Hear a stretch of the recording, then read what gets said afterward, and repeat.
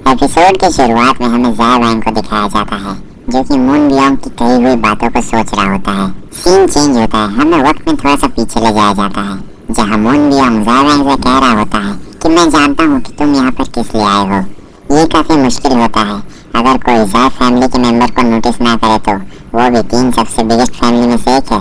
ज़ाय कहता है क्यों ना हम इन बकवास की बातों को हटा के सीधे मुद्दे पे आए। मून बियोंग उससे कहता है वो कारण जिसके वजह से ज़ाय फैमिली 3 सबसे बिगेस्ट फैमिलीज में से गिनी जाती है वो है उनकी यूनिक वॉर स्पिरिट और गॉड ऑफ डिसोलेशन।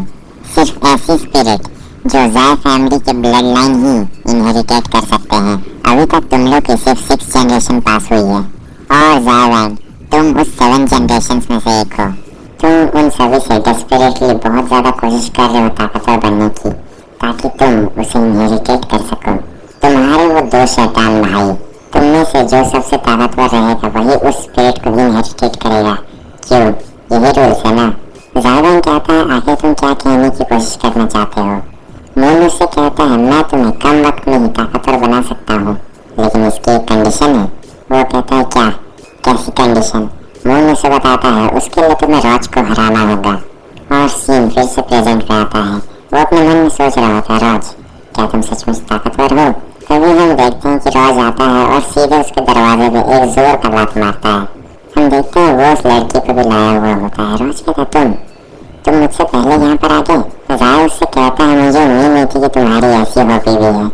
रॉज उसे सोफा पे रख देता है और कहता है तुम क्या कह रहे हो? वो छोटी बच्ची कहती है कि मास्टर आपको गलत फैमिली हो रही है। वो छोटी बच्ची कहती है हमने एल्डेस्ट सिस्टर को बीच रास्ते में ही देखा, ये बीच रास्ते में बेहोश पड़ी हुई थी। मुझे लगता है किसी लड़ाई में इसका ऐसा ही हाल हुआ है और ब्रदर रॉज ने इसे देखा और यहाँ लाने का फैसला किया। ज़ाय कहता तुम इसे यहाँ पर उठा लाए और तुम ये भी नहीं जानते हो कि ये कौन है। तुम कितनी ज़्यादा लापरवाह हो। रॉज कहता है मुझे इससे परवाह नहीं है और वैसे भी मुझे नहीं लगता कि ये ज़्यादा देर जिंदा रहने वाली है, इसलिए प्लीज़ इसकी मदद करो और चलो इसे बचा लेते हैं।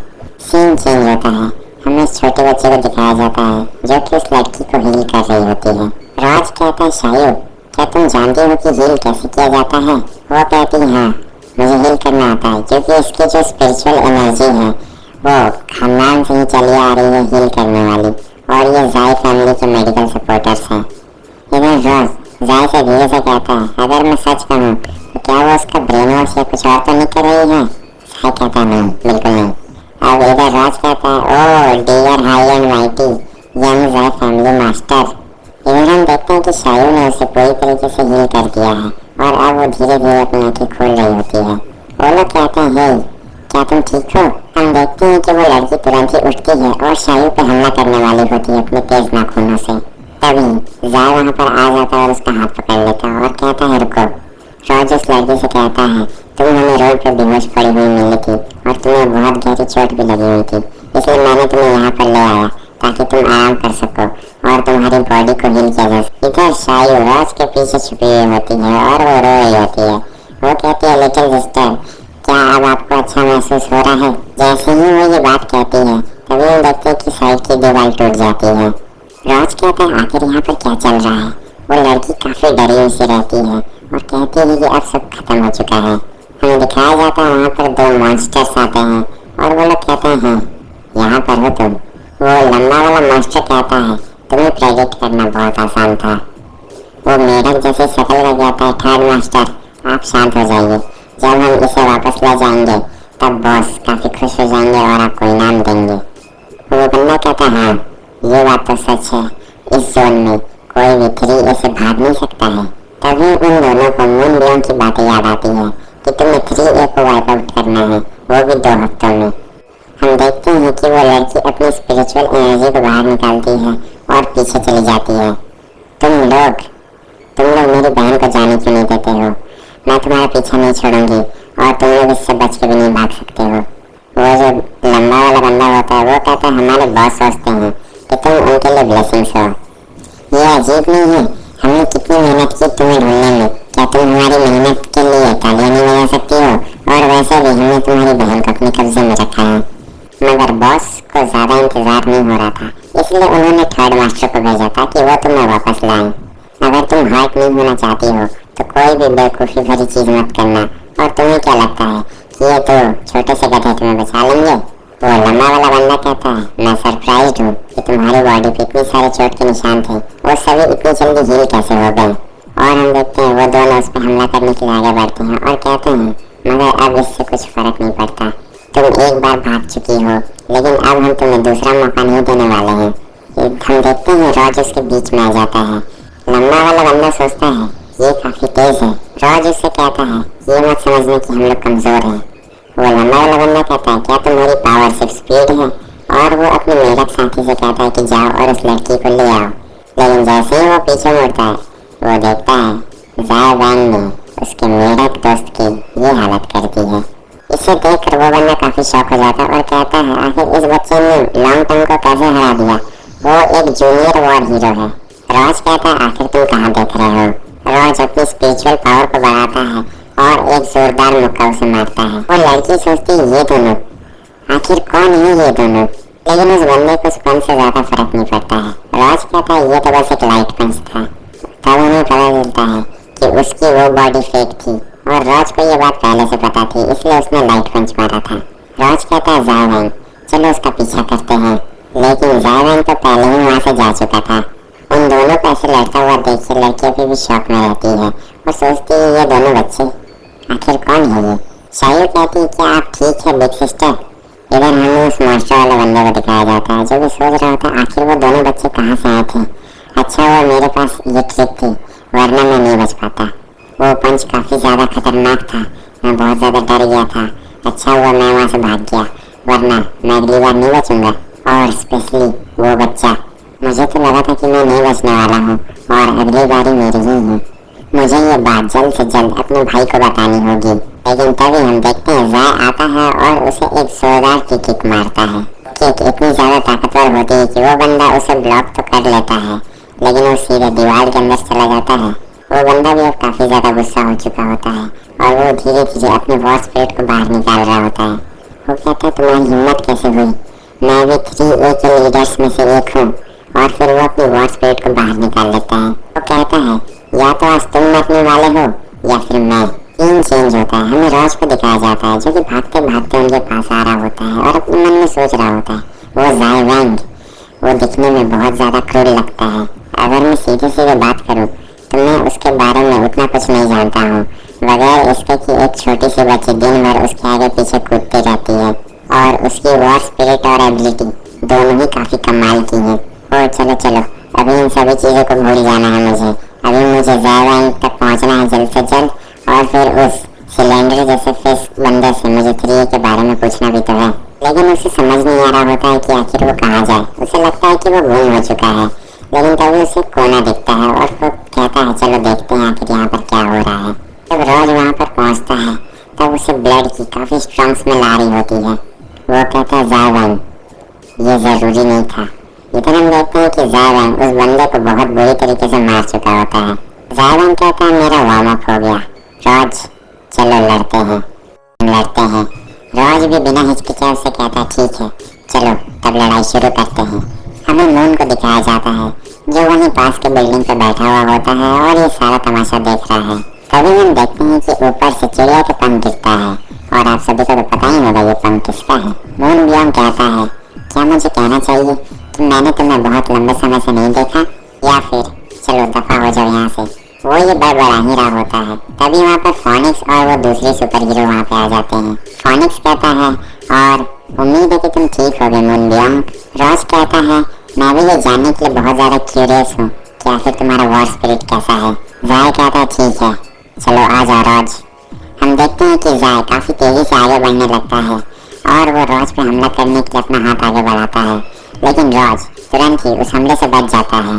रॉज उससे कहता है तुम तो खतरनाक वाले तेज हो, क्या तुम एक स्पीड टाइप हो? और जब ज़ाय रॉज पे हमला करता है तब उसके हाथ से नीले नीले रंग के ऑरा निकल रहे होते हैं जो कि देखने में बहुत सुंदर होते हैं। रॉज कहता है रुको रुको हम लोग एक दूसरे से सीख सकते हैं, लेकिन वो कोई नीले रंग का ऑरा नहीं होता है, वो डस्ट होता है ब्लू कलर का। रॉज जब तक ये कह रहा होता है तब तक ज़ाय उसे एक घुमा के जोरदार मुक्का मारता है जिससे वो पीछे की तरफ गिर जाता है। रॉज लेकिन वापस से उठ जाता है और वो कहता है रुको आखिर तुम अभी भी क्यों लड़ रहे हो? लेकिन ज़ाय वैंग उसका कोई जवाब नहीं दे रहा होता है। इस बार वो अपने लात से उसे मारने वाला होता है, मगर रॉज उस हमले से बच जाता है। रॉज कहता है, क्या तुम सचमुच सीरियस हो? चलो लड़ते हैं। जाय अपने मन में सोचता है रॉज, और फिर हमें पास्ट का सीन में ले जाया जाता है जहाँ पे जाय मूनब्योंग से बातें कर रहा था। जाय कहता है कंडीशन। मूनब्योंग उससे कहता है हाँ, तुम्हें रॉज को हराना होगा। आपको ये वाला सीन तो याद ही होगा जिसमें वो लोग सौदा कर रहे थे। जाय कहता है क्या वो ताकतवर है? मून उससे कहता है हाँ, मैं भी उसके वॉर स्पिरिट को जानने के लिए बहुत ज्यादा एक्साइटेड हूँ। और अब जाइन अपने मन में सोच रहा होता है, उस दिन जब तुमने अपनी ये पावर रिलीज की थी, उस दिन मेरा बहुत मन किया था कि मैं तुमसे लड़ूं और तुम्हें हराऊं। अब सीन फिर से प्रेजेंट में आ जाता है और जाय सोच रहा होता है कि चलो जल्दी से अपनी वॉर स्पिरिट को बाहर निकालो कि मैं उसे देख सकूं। और इधर जाय रॉज पे लगातार हमलों की बारिश करते जा रहा होता है, लेकिन रॉज कोई हमला नहीं करता है। वो उन सभी हमलों से बच रहा होता है, मगर ये किक इतनी जोरदार होती है कि रॉज उसे रोक नहीं पाता है और वो सीधा दूर जाके गिर जाता है। जाय अपने मन में सोच रहा होता है, चलो तुम मुझे अपनी वो पावर दिखाओ जो तुमने उस दिन दिखाई थी। वो रॉज पे अपना बहुत ही खतरनाक हमला करने जा रहा होता है, लेकिन जैसे ही वो रॉज के पास पहुंचता है, रॉज उसका हाथ पकड़ लेता है। रॉज की ऑरा काफी ज्यादा तेज हो चुकी होती है, बिल्कुल उस दिन जैसे। रॉज कहता है, जाय भाई, क्या तुम भी मुझे मारने की कोशिश कर रहे हो, बिल्कुल उन बाकी लोगों की तरह? जायवान अपने मन में सोच रहा होता है, ये खुशबू, ये बिल्कुल उसी दिन की तरह है, और इससे उसका क्या मतलब है, उन लोगों की तरह? राज कहता है, मुझे जवाब दो, आखिर क्यों? लेकिन जायवान उसकी बातों का जवाब नहीं दे रहा होता है। वो राज पे लगातार हमला करते जा रहा होता है और वो राज का सर दीवार के अंदर घुसा देता है। जाय कहता है, सबसे ताकतवर बनने के लिए बस यही वजह है, क्या इसके अलावा कोई और भी रीजन हो सकता है? रॉज कहता है, मुझे नहीं पता मुझे टारगेट क्यों बनाया जा रहा है, मगर मैं तुम लोगों को अपने साथ ये हरकत करने बिल्कुल नहीं दूंगा।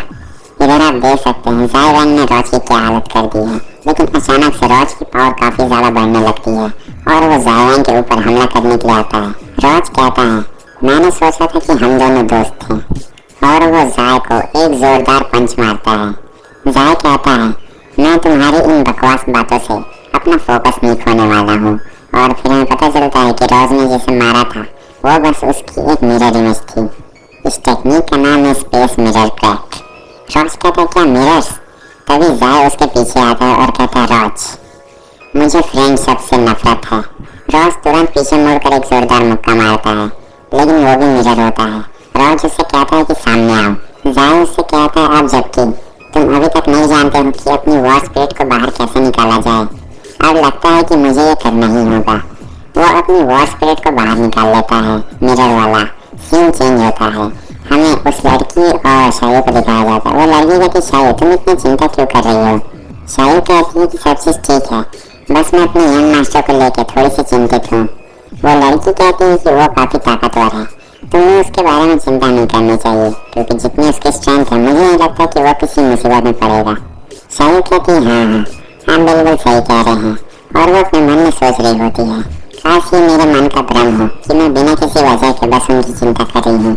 सीन चेंज होता है, हमें जाय को दिखाया जाता है जो कि रॉज की तरफ धीरे धीरे बढ़ रहा होता है और रॉज से कहता है, रॉज, भले ये किसी चीज के लिए ना हो, लेकिन मैं फिर भी तुमसे लड़ना चाहता हूँ। इधर रॉज अपने मन में सोच रहा होता है कि मैं यहाँ पे नहीं मर सकता हूँ, मैंने विलेज भी छोड़ दिया है, मैंने लॉगी कॉलेज में एडमिशन पाने के बहुत ज्यादा मेहनत की है और मेरे पास खुश रहने का भी समय नहीं था, क्योंकि पहली बार जिंदगी में मेरे साथ कोई पार्टनर था। इधर हम देखते हैं कि रॉज की ऑरा पहले से भी और ज्यादा ताकतवर हो रही होती है और वो जाय से कहता है, आखिर क्यों तुम सभी लोग मिलकर मुझे पुश करना चाहते हो? मुझे लड़ना जरा भी पसंद नहीं है, मैं बस अपनी मॉम के साथ एक नॉर्मल सी लाइफ जीना चाहता था। और फिर हमें जाय को दिखाया जाता है जो अपने मन में सोच रहा होता है उसकी वॉर स्पिरिट। और फिर इधर हमें रॉज के वॉर स्पिरिट को दिखाया जाता है जो कि धीरे धीरे बाहर निकल रहा होता है और उसकी ताकत बहुत ज्यादा होती है। और इधर जाय को दिखाया जाता है जो अपने मन में सोच रहा होता है, क्या खतरनाक पावर है। मगर थोड़ी देर बाद ही हम देखते हैं कि रॉज के सर में बहुत ज्यादा दर्द होने लगता है और वो बहुत तेजी से चिल्लाता है। तभी वहाँ पर फोनिक्स आ जाता है। वो रॉज को गले लगाते हुए कहता है, रॉज चिंता मत करो, सभी चीज ठीक है, सब चीज ठीक हो जाएगा। जाय अपने मन में सोच रहा होता है, ये तो उन 5 हीरोज का हेड है, 100 बर्ड्स फोनिक्स। फोनिक्स कहता है, रुको, रॉज तुम्हारा दुश्मन नहीं है। जाय कहता है, क्यों? क्या तुम उसके गार्डियन एंजल हो?